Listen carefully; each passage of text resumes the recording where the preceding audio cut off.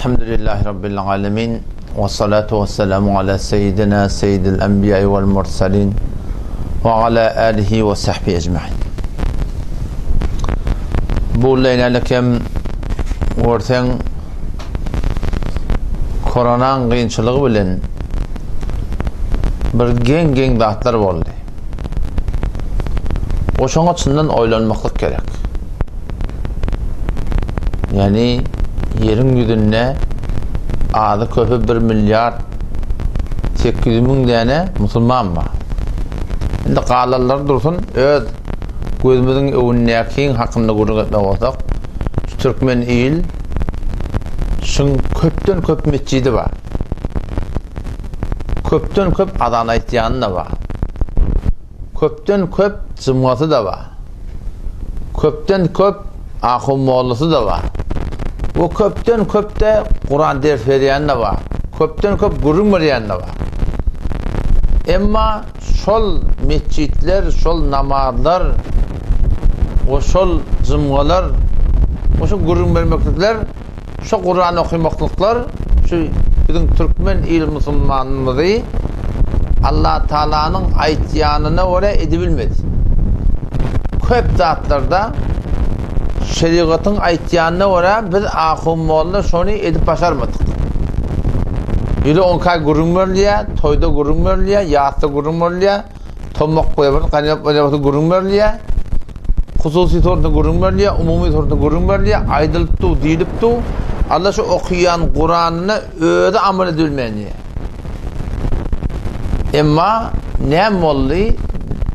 Keşi korona geleni veri, ne kadar Huday Teala'nın ayetyan dağıtları doğru Huday Teala'nın ayetyan şeklinde boladı. Ne mi var arada? Ne mi şehittirdi? Şimdi düşünmeler ne mi oldu? İnelekem sen bundan evvel Kur'an okuyup veren adamlar, Kur'an okuyup veren analara sen şöyle inelekem Kur'an'la Allah Tebarek ve Teala hele erkek bir toya varsa bir 3 milyona varsa 53. ayet Sure-i Ahzab'da Allah Teala sırahatan Kur'an'ın o tercümesine geldi. Ve izâ se'eltumûhunne metâ'a Peygamberin helelerinden burada sorusanız fes'elûhunne min verâi hicab perdenginden toran Peygamberin denalarına ediliptir. Kalan ümmette şonu yalak. Ola da heley, bula da heley. Şolara şey deyiliptir ki kalanla hitabını çektirler. Ve izâ se'eltumûhunne metâ'a Peygamberin denalarından bundan meylek burada soramar olsanız ağır bizden şu Türkmenliğin ülkeyalık Peygamberin vaatından kaçıp birerlemiştik. Girip çıkarlamıştık. Mehrem namehrem yokmuştuk evvel. Ama Allah Teala ayetinden ya bundan meylek fes'elûhunne min verâi hicab perden gidinden sonra. Peygamber sana şuna perde çekiyor ara. Şondan beri Kur'an'ın hükmüne göre cüda oturmur var ya Allah. Ama şunu Kur'an okuyup veren zenaneler edebilmedi. Kur'an okuyup veren erkekler de edebilmedi. Kur'an okuyup diyen ahummoğlan da köpü şunu etmedi. Kur'an ders veren zenaneler da köpü şunu etmedi. Beduni perde mehrem kim, namehrem kim rahatlıkla ders verdiler. Ama ne oldu? Korona şunu ettirdi. Hudaydan güçlü mü ha? Bizim şu an yaşayışımda bolup duranlar koronanın kudreti Kur'an'ın güçlü oldu. Koronanın kudreti ahummoğludan güçlü oldu. Koronanın kudreti kabirden güçlü oldu. Kabir var yanında hen. Koronanın kudreti o dünyanın cehenneminin güçlü oldu bizim aramızda. Cehennem madiyende yok edenak. Ama korona ne kadar doğru doğuyadı. İnelekem tağlara barardılar. Hele kaçıp oyun çıkarıp Kur'an okuyalı da. Namaz okuyalı son sünne var. Önüne taksa Kur'an'ın üstüne koyup verirler. Adına Ebu Bekir, Ömer, Osman takıp verirler. Adına Aşiye Nevrat Müslüman sağın takıp verirler. Her rahnetten sen Müslüman, ben Müslüman niye? Ama şol Kur'an, kıyamet, kabir, cennet, cehennem o dünya ölecek ha. Şu ettirip bilmedi. Göze görmeyen duran korona diye bir bela geldi. Hemen tehdit etti koyadı. Nasıl sen çağırdan da varan akla. çağırtan da baranak var. Ne oldu? Muşkil nerede? Yani ne form olup şeyde oldu? Yani bu Hudayı nansımı Kur'an'a sadab olmadı bular. Kur'an'a nansımı Kur'an'a sadab olmadı. Kabr'a nansımı Kur'an'a sadab olmadı. Şeriat'a nansımı Kur'an'a sadab olmadı. Bununla ol hemiş iyi de oraya olmalı yadık. Yok iyi de oraya olan akla millet. Hava. Her kim ödün takkacak kol başına koy. Falani haki toya da gidiyor yomen gidecek diye. Bir hamana kıtalarda gidiyor yomen gidecek diye. Bir ayette var yomen gidecek diye. Avul iyi de oraya oluyadın. İyi de oraya olan akla. Avul halka oraya oluyadın. Halka oraya da olan akla. Ne oldu? Ne etti? Şu koronada bir kudret olmalı. Koronada kudret yok. Adamlan şu korona anansında gurrunma. Muşkil ştada. Aynı hamana 30 yıl min evvel, 30 yıl mi kana ettim ne mi? 15 yıl min evvel. İran yurduna için kemermet kurmardı. Ama indi bir adam şu kuçelerin içinde de belki hıyabalın da içinde kemermeti girse de gidiyor yöne içinin cuk var. Gelamanın şu papakıyıcık deyip. Ne mi ütüyordu? Ana mı ütüyordu? Yağın ütüyordu? Düşü mü ütüyordu biliyor musun? Korona da eden şey oldu. Sonra onunla adamla canını alacak. İsrail İslam canını alacak. Onun korkunakla. Hasan alacak. O da belli de. Korona tutmalı değil mi? Belli de. Canını İsrail İslam alacak mı? Settirden alacak yani. Hasan alacak belli de. Korona Hasan tutacak. Tutmalı. Yönü İsrail İslam etmiyor canını alacak yani. Onun korkunakla. Bunun korkunakla. Ne mi deyip? Çünkü anam doğurdu. Korona anam geldi. Şunu gözüyle gördüler. Ölüptü. Tebliğatı da güçlerini hem yerden hem dili hem zaman hem fikir. Adamın şuna hakka yüreğine anam geldi. Onun için anam adam dadı. Ütçötüyen anam adamı. Kur'an'da geliyor da Yahudilerin peygamberler belli. Musa Aleyhisselam. Kitaplar belli. Tevrat. Hem bir zamanla yaşap veren adamlar. Allah Tebarek ve Teala şu taada şu Yahudilerin ne kadarlar şeyle ne kadarlar belli deyiptir. وَمِنْ أَهْلِ الْكِتَابِ مَنْ اِنْ تَأْمَنْهُ بِقِنْطَارِ يُؤَدِّهِ إِلَيْكَ وَمِنْهُمْ مَنْ اِنْ تَأْمَنْهُ بِدِينَارٍ لَا يُؤَدِّهِ إِلَيْكَ إِلَّا مَا دُمْتَ عَلَيْهِ قَائِمًا. Gen almalı da be.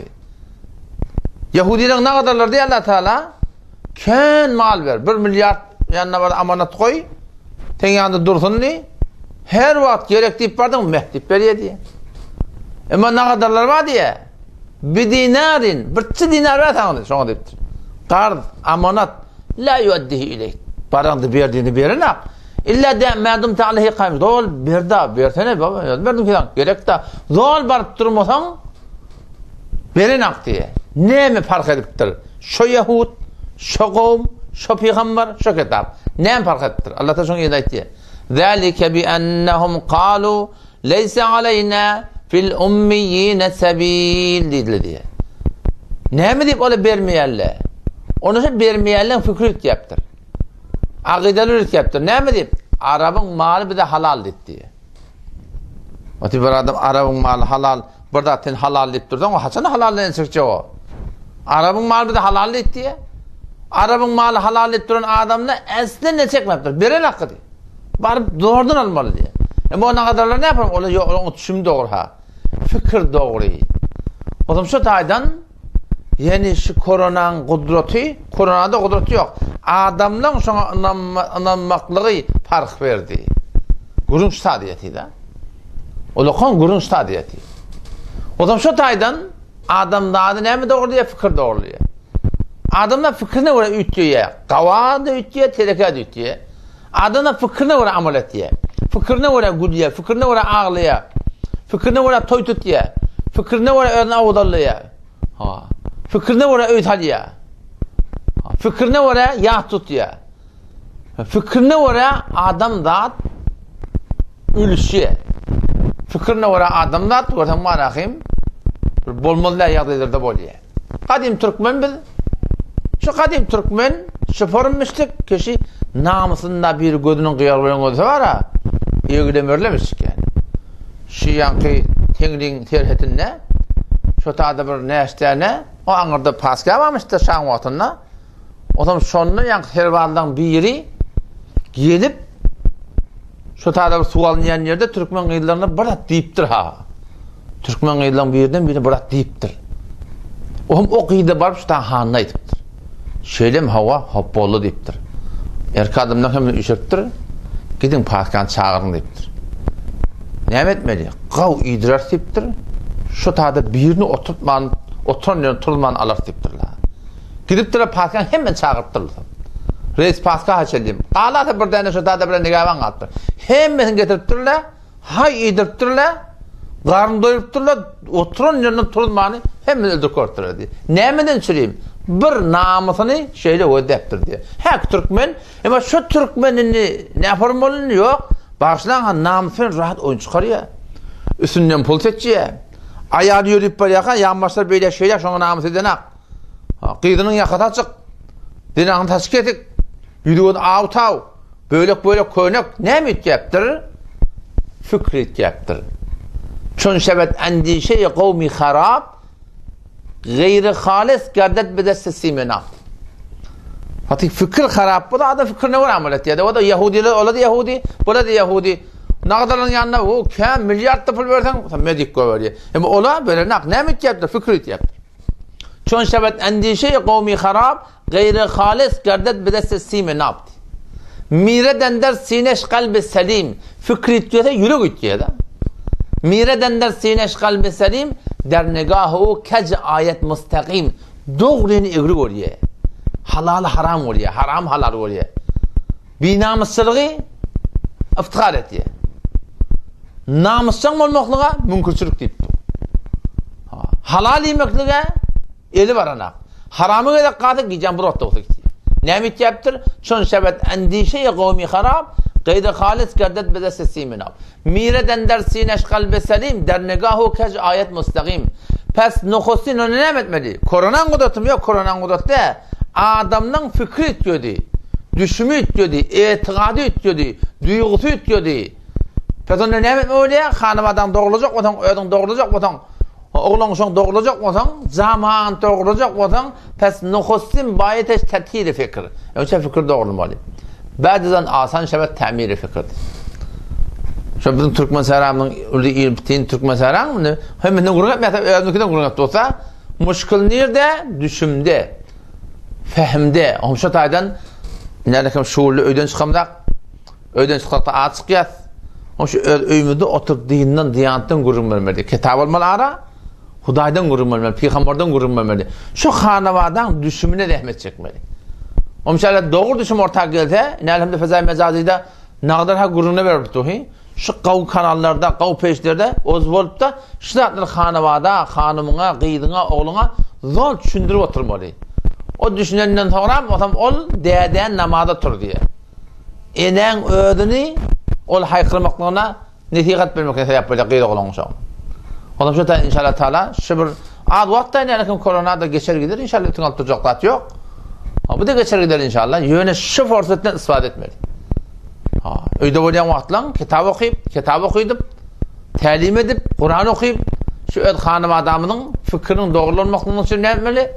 Rahmet çekme inşallah son bereketine, oğlan şağlamın amalları doğrulanır. O şunun bereketi hem dünya hem ahiretimiz abat bulur. İnşallah ertesinden melek Allah'tan nasip ettiğinden şu imanın gururunu, kabrın gururunu, işte adına gurur edilmeli. Kabrdan kendi gurur edilmeli. Bütün barzak gelmez şu. Şu barzak gelmez şu. Şu var korona açıktan korkup o da adamını niye etik etip yerle. Ne deyip kabra şakatlananımdan sonra kabrdan gururun yok da. Şimdi bilemez yani gururun yok. Cennetine hevası yok, gururun yok. Cehennemden ne korkmadı, gururun yok. Şuna ne kadar gururun açsan şunun kadar imanına verin. Şuna oraya amalın doğrulanıyor. Şuna oraya fikrin doğrulanıyor. Peygamber Aleyhisselam ne midir? O koru zikre hademel lezzat. Ölümü köpten köp yatlan deyiptir. Bütün ölüm kendi yatlan deyiptir. Bizim aramızda ölüm yattan çıkırlar. Oradan şu korona pervan gelip ölüm yadı süpüyor. Nazap bollu bir. Adın hiç kim ölüm yadı süpüyor. Tükeninde var gururun et. Her nemeden gururun var. Ölümden gururun yok.